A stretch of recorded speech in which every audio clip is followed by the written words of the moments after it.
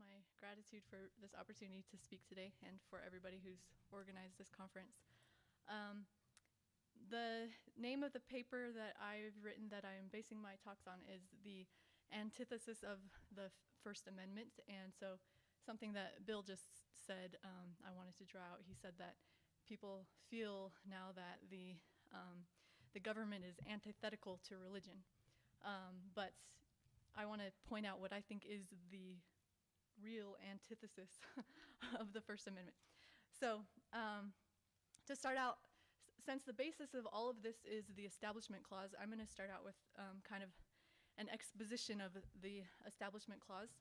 And to start that out, I'm actually going to try and wake you all up by showing you a joke. So here it is. When is a dog overweight? When it's a little husky. Okay, I know, it's not terribly funny, but I'm going to take any humor that you might have found in that away from you by asking you to analyze it and ask yourself, why is this joke funny? And obviously it's an ambiguous phrase, a little play on words, but there's a little bit more to it than meets the eye.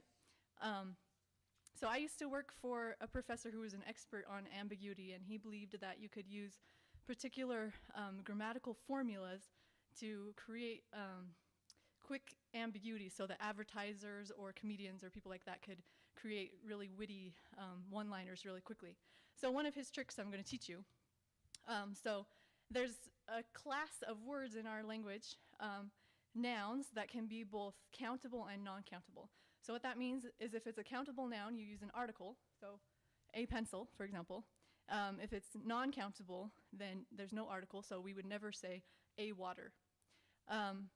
But there's some words that can go both ways, like chicken. So if you say a chicken, you're talking about a little animal running around on two legs.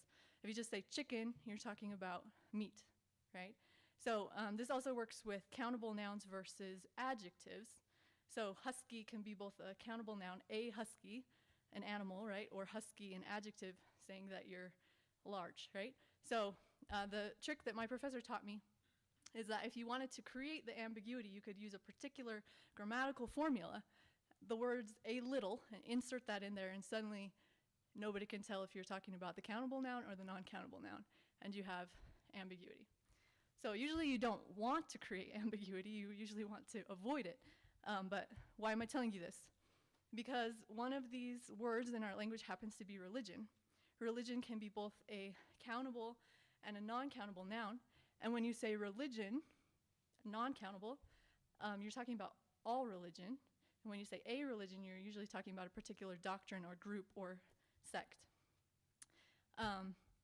So why is this important? Because in trying to figure out what the Establishment Clause is saying to us, we've got this word, religion, right?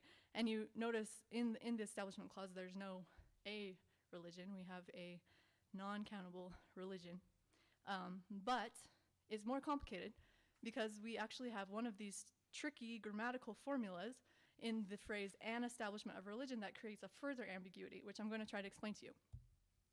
So if you look at this word collection of stamps, this is actually an ambiguous phrase, not word, sorry, an ambiguous phrase.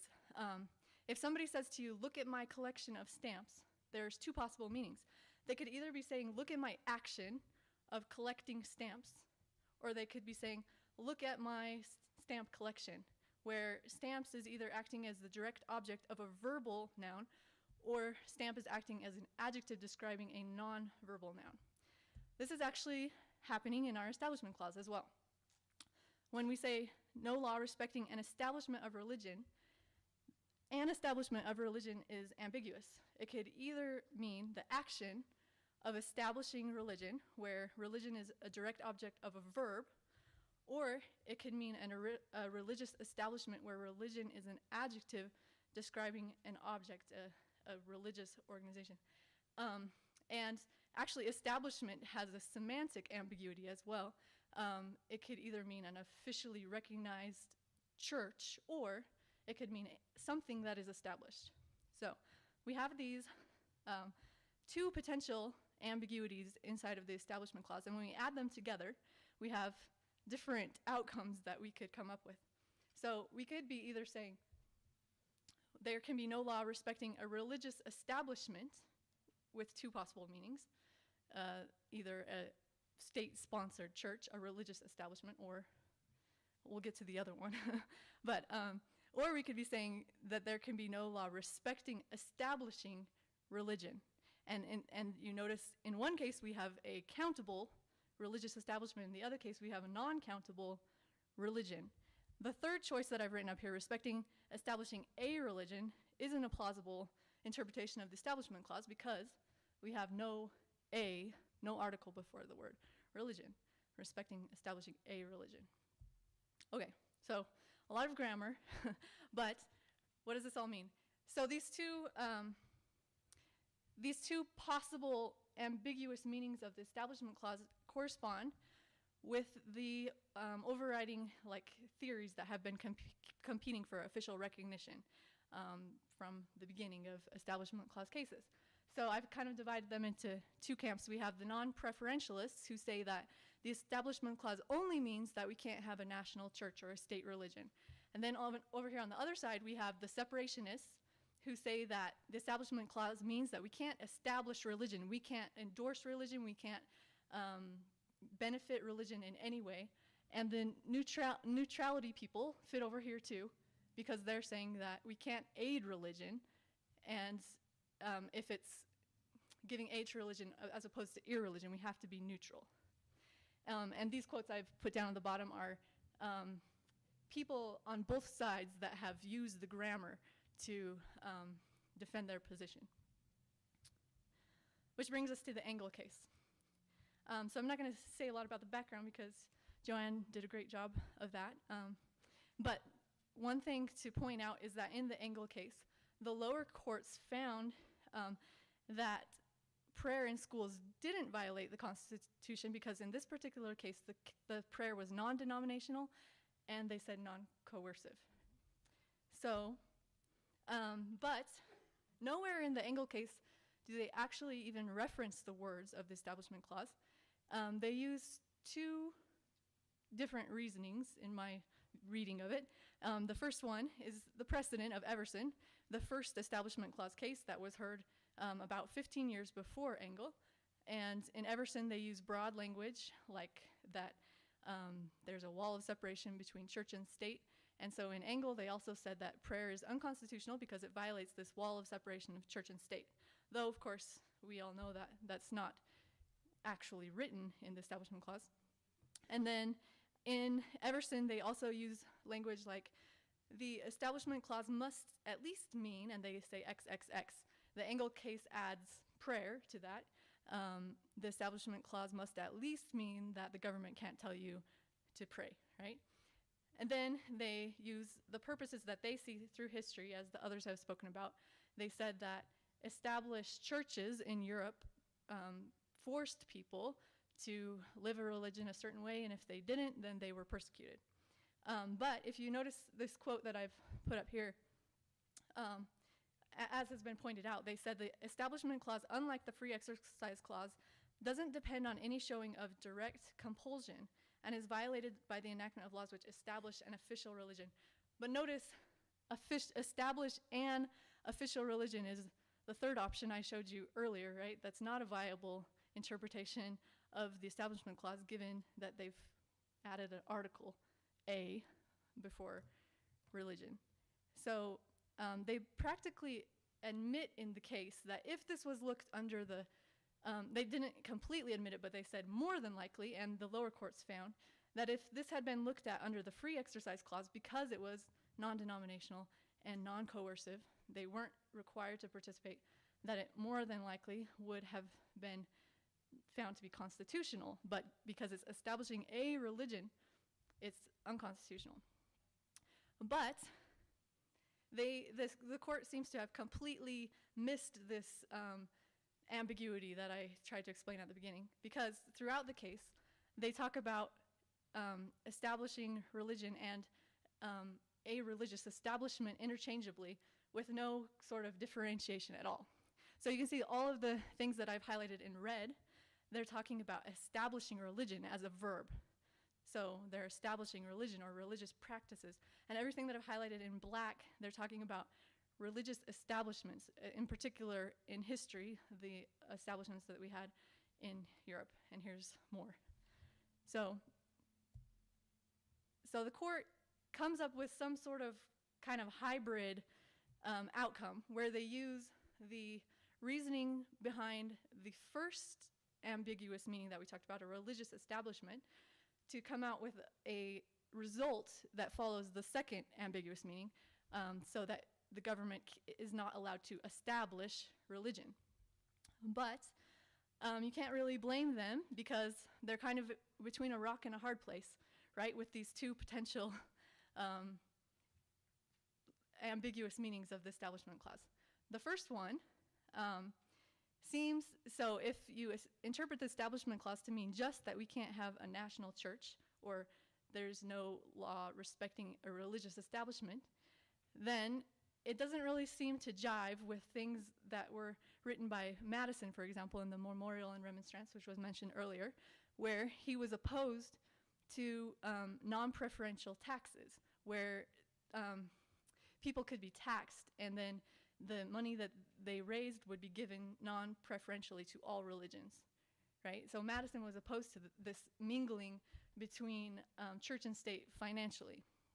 But on the other hand, if you take the second ambiguous meaning of the Establishment Clause, that religion can't be established or supported or endorsed in any way, then you have this huge contradiction that was pointed out in the dissent of Engel and in many other cases.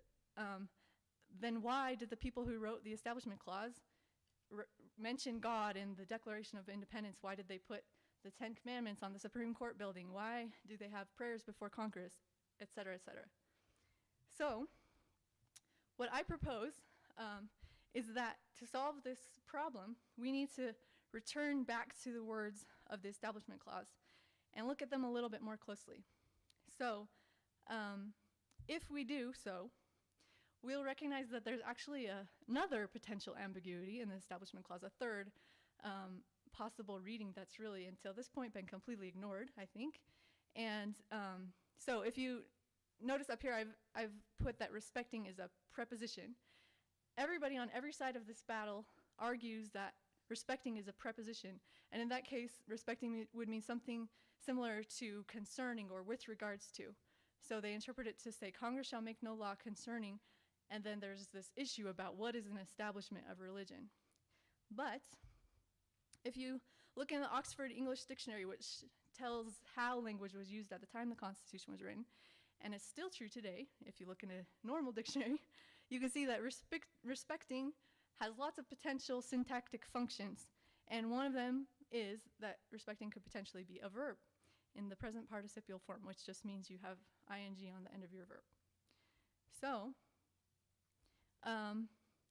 if respecting is a verb, this adds another piece to the puzzle. How do we tell what's really going on here? We have all these potential ambiguities.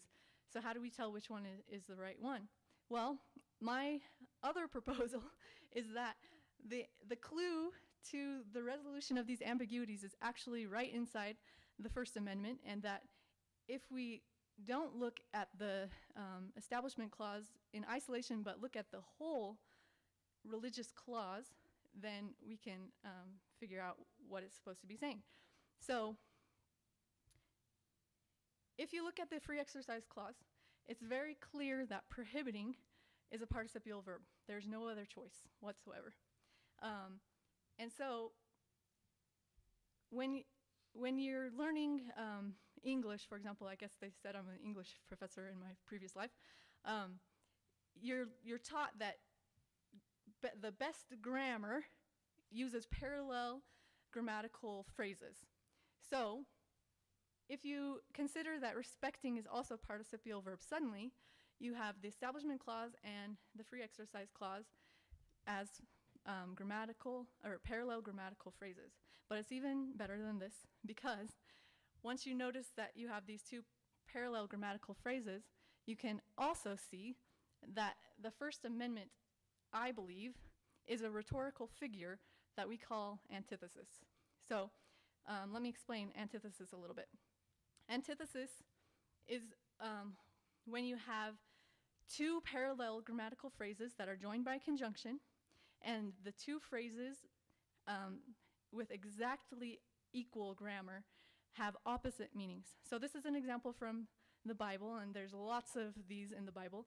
If you look at the top part, you have a subject, a verb, a phrasal verb, and an object, and then the bottom you have a subject, phrasal verb, object.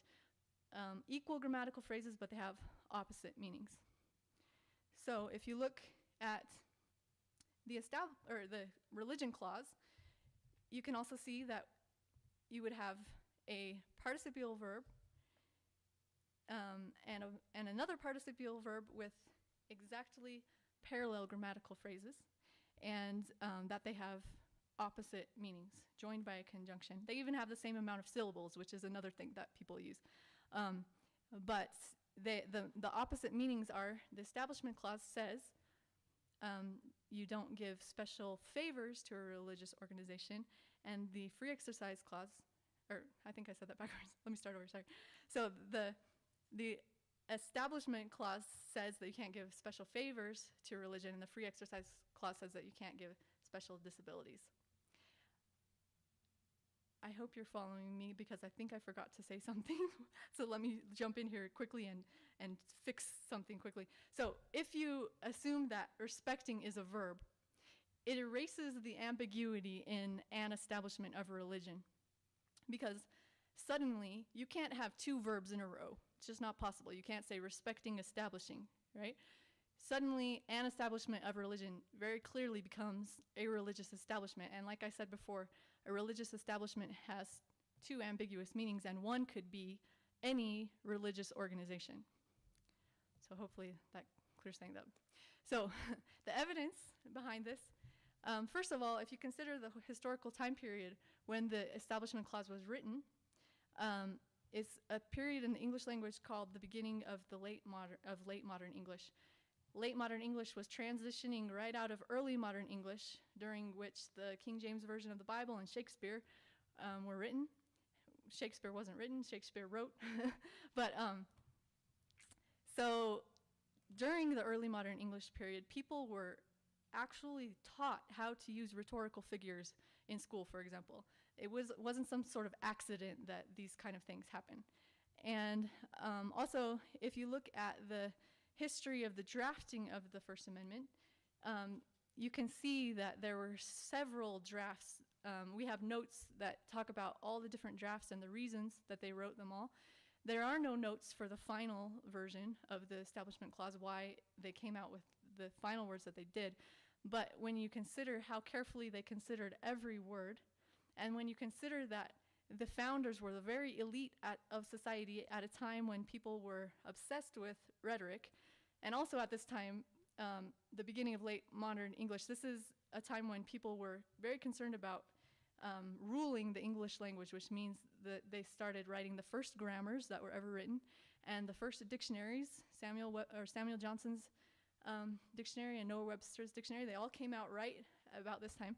If you consider these things, then it seems more than a likeliness to me. It's more than a likelihood. It seems nearly certain that these men would have considered that the grammar and the rhetoric when they were writing the Establishment Clause, and this isn't some sort of amazing accident. So I think reading respecting as a verb is the most grammatically accurate and the most rhetorically powerful of the ambiguities, which makes me believe that that is the one that was intended. So what does this all mean? So if you look at this slide down here, down at the bottom, if you consider that respecting is a verb, then you could paraphrase the Establishment Clause something like, Congress shall make no law showing regard for a religious organization, any religious organization of any religion, not just one national church. I believe that this solves the problem of the contradiction that we have with the government officially recognizing all of these religious symbols in spite of being prohibited from establishing religion. Because if you consider that it's prohibiting Congress from showing regard for a religious organization, it says nothing about religion non-countable, religion generically, or religion in general, right?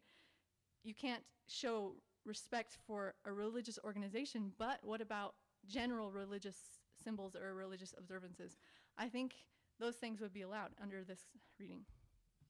And I think it also solves the problem that Madison talked about, that you can't give non-preferential aid to religion because it creates an institutional divide between the institutions, the organizations of religion, and the institutions of government. So there's none of this financial mingling and all of the issues that brings.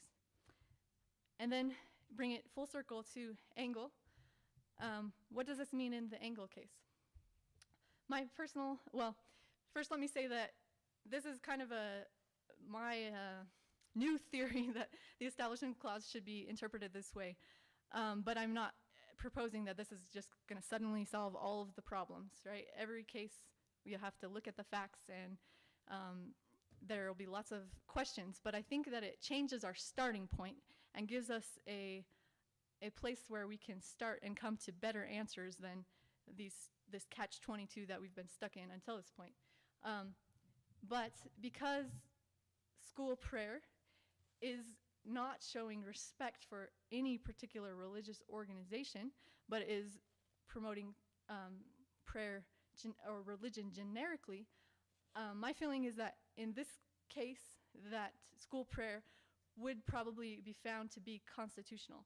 On the other hand, they mention in the case that under the free exercise clause, like I said, if you look at the free exercise clause, they said because there's no compulsion, then it probably doesn't violate the free exercise clause. But there's a little section in the case that says maybe the peer pressure or the pressure you would feel in school that you would need to participate in this prayer could be considered to be compulsion. So in my view, under this analysis of the Establishment Clause, this becomes not a question of Establishment Clause.